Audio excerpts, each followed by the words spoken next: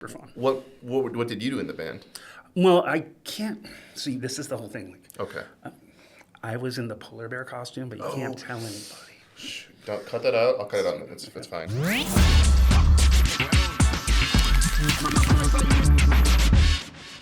Hello, and welcome back to the Cove podcast. I'm Braden, and today I'm joined by Ian Lynam. Awesome.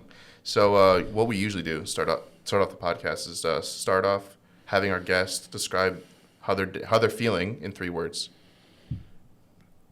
If you can even think of 3 words. 3 words. Live, laugh, love. Perfect. Yeah. Perfect. Put that in a kitchen somewhere. All right, great. So if you don't mind, this is the first time we've met, and I don't know if the viewers have met you. Tell us a little bit about yourself and what brought you to TUJ. Okay. I'm originally from New York. I bounced around the states. I lived in California, then Oregon, then California. Along the way, I professionalized as a graphic designer, and then I became a design professor. I first came to Japan in '98, but I moved here in 2005. Oh, wow. And I started teaching at TUJ in 2007. Wow. That's great. Since 2007. So you're one of the longer professors here at TUJ, right? There are a handful of folks that have been here way, way, way longer. I know Michael Williams is the longest one. Yeah. And then I don't know anyone else. Yeah. So yeah, Mike's been here forever. But it's like I first started teaching in continuing education, and then I was adjunct for years, and I've only been full time. For the past 8 years. So you came in. Sorry, what year did you? 98? Is that Yeah. the first time you came? Came on tour with a band. Oh, we didn't talk about that.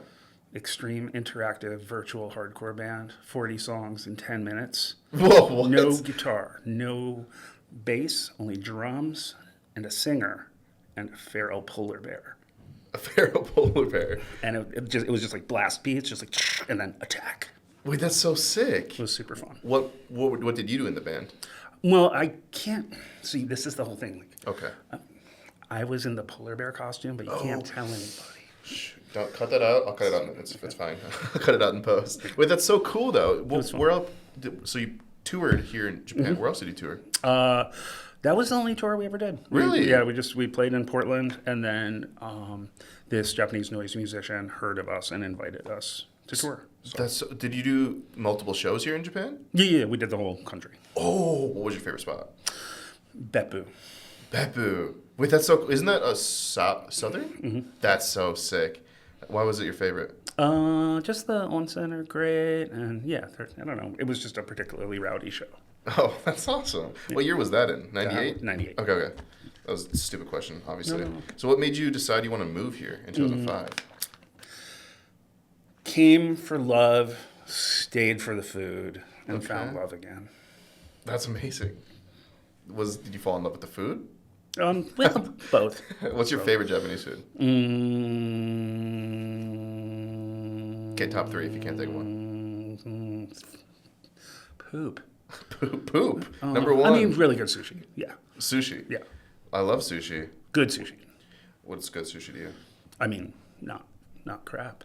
Not crap. Well, because I don't mind kaiten sushi, like some conveyor belt sushi. I love that stuff. Certain varieties are okay. Like what? I mean, like, I don't know, just like, I don't know. I'm not going to eat uni at a kaiten place. Yeah, no, you shouldn't. You should never do that. Yeah. That's like cheap, bottom of the barrel uni. Yeah. What's your favorite, like, kind of, like, mine's just like fatty tuna. Okay. I love me that. Okay. What's yours? Awabi. Awabi? Yeah. I don't know what that is. Abalone. Oh, okay. That's delicious. I've only had that at kaiten sushi. Oh, okay.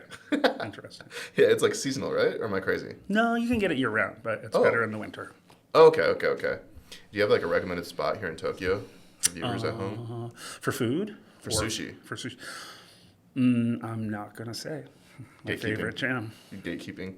Yep, totally gatekeeping. No way. Like, also, I think that most TUJ students couldn't afford it. Well, you don't know me.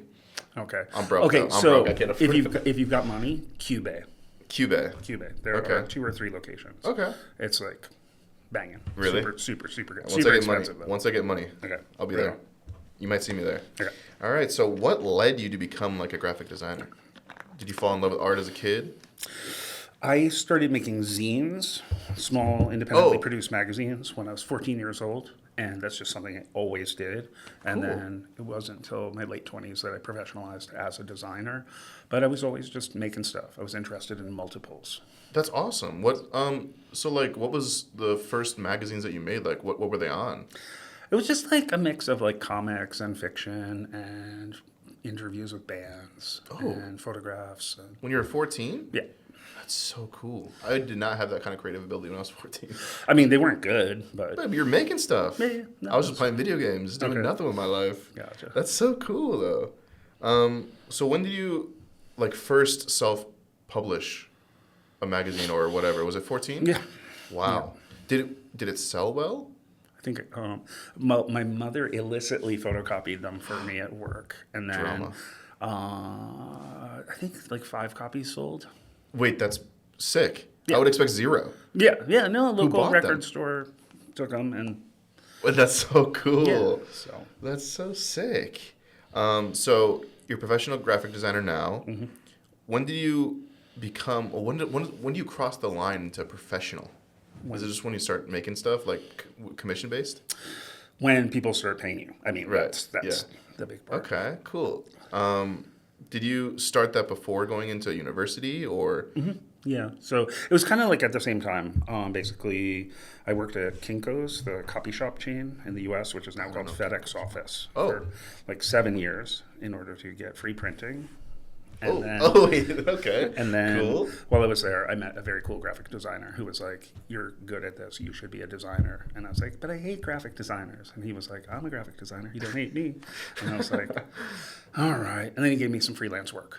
Oh, cool. And designing one CD at that time was more than I made than a month working my regular job. So Cool. Was it for like a popular artist that you made a CD for? it was like an independent label that put out a Samoan American hip hop band from somewhere in rural Oregon. That's a niche.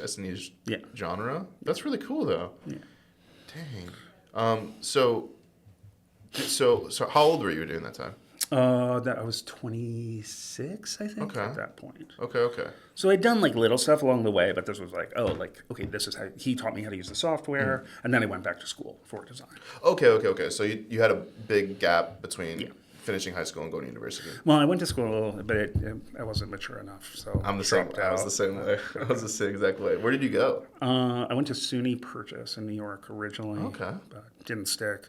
And then I took like community college classes here and there, and moved to the West Coast, and went back to Okay. school at Portland State. Portland State, and that's where you graduated. Yeah. Oh, sick. It says here that you went to grad school, Yes, I went to Cal Arts. Cal Arts outside of LA. Oh, how was that? It was great. Cal Arts is the premier design. Well, they have the premier graduate graphic design program in the U.S. How long is that program? There are 2 and 3 year flavors. I did the 2-year flavor, Okay. so Nice. yeah, And you it was enjoyed it? It was great. It was awesome. It's I've been since graduating. I've been a thesis critic there. Friends with all the faculty. Awesome. It's awesome. Wait, that's so cool. You still in contact with everyone? Oh yeah. That's yeah. so cool. So, 2005, you come to Japan. What did you think of it? Was there any like culture shock? I had Explain. just finished my master's degree, so I was a master, and I had taken 1 community college class of Japanese, so I was a baby. Yeah. So it was weird to be, so it was 2005. 20 years ago. Yeah, so I was 33, but I was also a baby. Yeah. It's in Japanese Yeah. terms. Yeah. Yeah, so huge culture shock, just getting used to everything. Was there like a cultural mishap that you had, like say talking loud on the train or something like that, where it's normal in America but not normal here? No, I think I was like pretty respectful for the most part. I was more like terrified of messing up, so I'm the same exact way. I just like try my best to do nothing to make sure I don't mess anything up. yeah. So are you good at Japanese now? Are you fluent? Yeah. What for me and for the viewers at home? What did you do to like level up your Japanese? Language school. I also went to language school. I loved my language school. I hated it. Wait, But, why? like, I don't know, just like learning. Because it's like, like I love graphic design. Learning about graphic design is great, but like it's just like, okay, if I'm gonna stay here, I need to. Right. It was know. more like a necessity, not like you wanted to. Yeah. I see. So I see. that, and then like doubling down with free classes at the local, what's it called,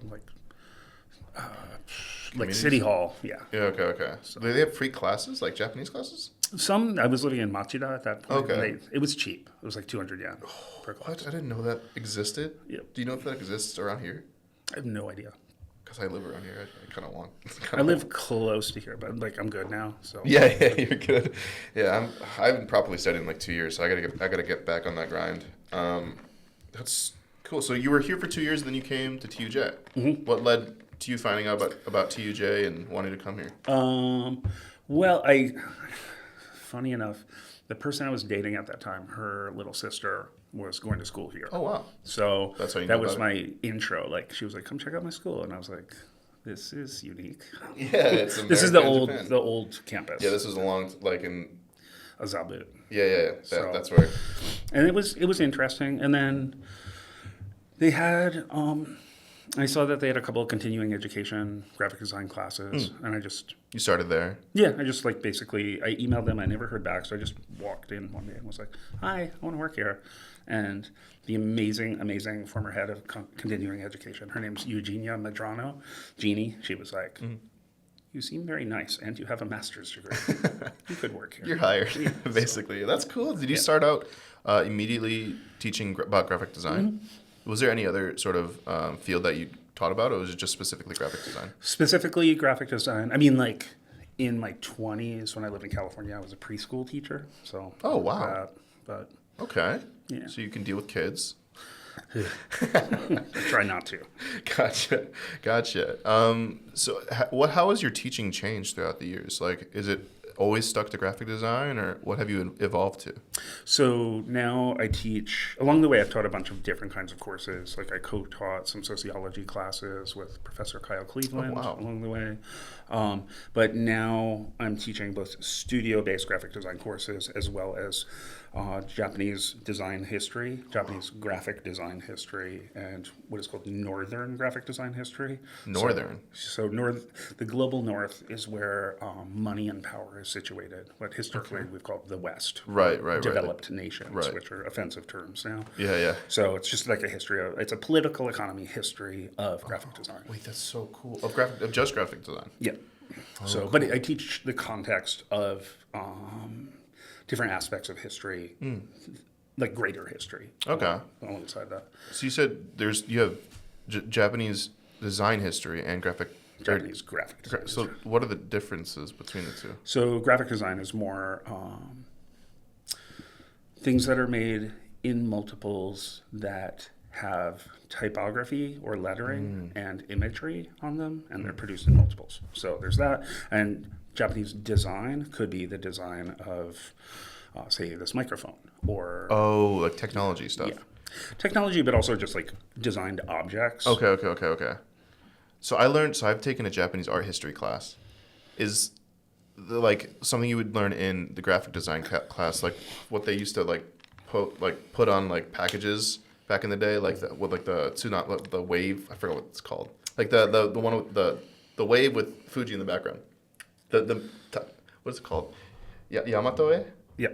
Is that what you would teach in that? Because that was like massively produced. And it was like on block. Yeah, things. But there's no typography.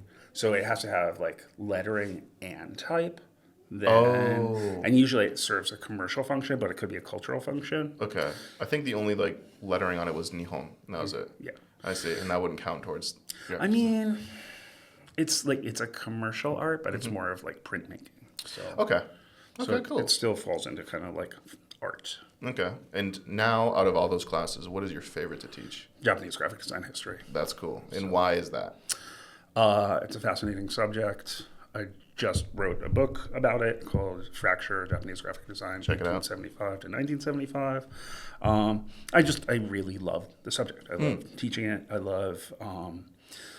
I'm pretty rabid about history. And the thing is, like, having gone to school in the States, nobody taught me Japanese history. Yeah. It's something I had to study on my own. And then how history is taught here is also kind of dubious in some ways. How is it taught here? Just in terms of the omission. Okay.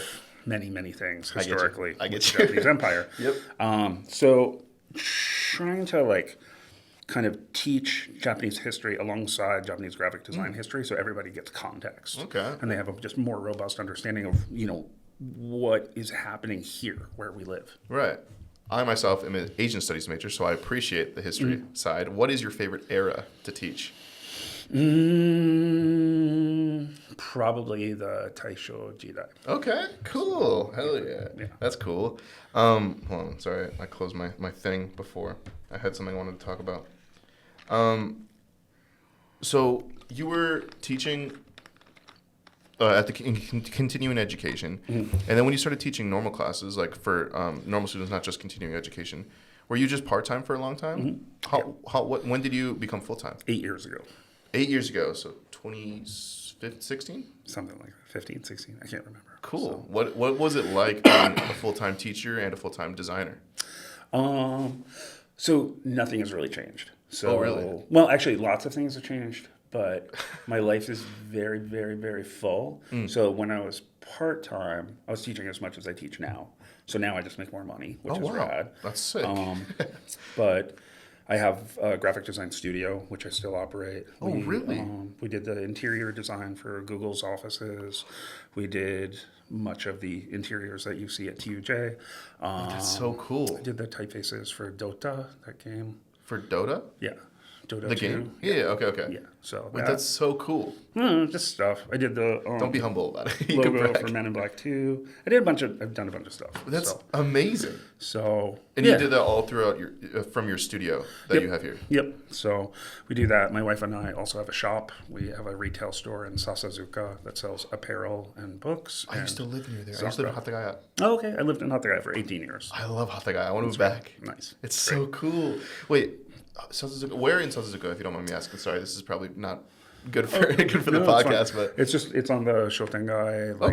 like the main one. Yep. If you go away from the station toward Shimokitozawa.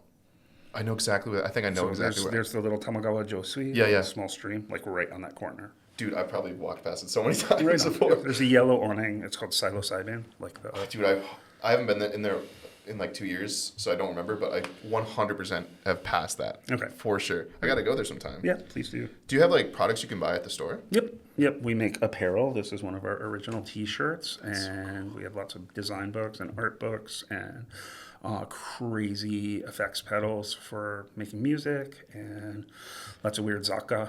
So Dude, sick. I'll probably go buy some clothes there. right on. Is it just shirts?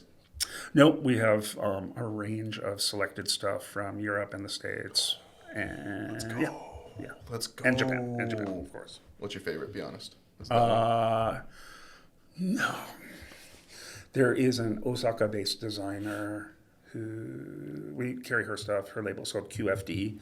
It's women's clothing, and it's just bonkers. Super great. Really? Yeah. That's so cool. So I can't buy it. You can. I mean, I don't know. I'm not going to be able to wear that. That's cool. So cool. I'll definitely check it out. Sorry, what is it called again? Psilocybin. SAILOSAIBIN. Check it out when you're here in Japan. Do you like your job? Yes, very much. Do you like TUJ or Yeah. graphics? Oh, yeah. It's awesome.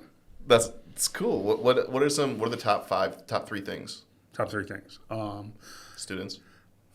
No, just kidding. Yeah, students, of course. I don't know, everybody's rad. And I mean, top three things, students, colleagues. And when I say colleagues, I mean like faculty and administration. Everybody's super duper great here. And it's in Tokyo. Tokyo's the best city in the world. I love Tokyo so much. What's a favorite spot in Tokyo? You've been here for a long time. Corner of... A corner. He's going to give us a very Suido specific Doro and Udokugo Shotengai. There's a little weird pocket park that is covered in astroturf that has a lot of rats. And it's kind of fun to just watch the rats run. I don't know what you're talking about. It's just like a weird park. Wait, what's the closest station? Hatagaya. Wait, what? Really? Oh, wait. Where the little mini stop is. And Yeah. Where the Soten guy. Yeah. There's rats there? Oh, God, it's disgusting. Dude, I used to walk there every single day. Yeah. Wait, there's rats there? Yeah. Wait, okay, that's cool. I gotta go back there and check out the rats. So life outside TUJ. I mean, you obviously explained like what you do for your job, like your studio and stuff like that. Yep. But what do you like to do for fun besides designing? Bicycling and writing books and just like designing silly stuff. Like me and my friend Sam just made we're making a series of they're T-shirts, but they're also zines. So it's a shirt you can read. Like it's fun to like make stuff like that. Cool. That sounds cool. Yeah. I can't really imagine it though. And I have like a book club. Oh, Do some reading. wait, awesome. I don't know. How many members are in the book club?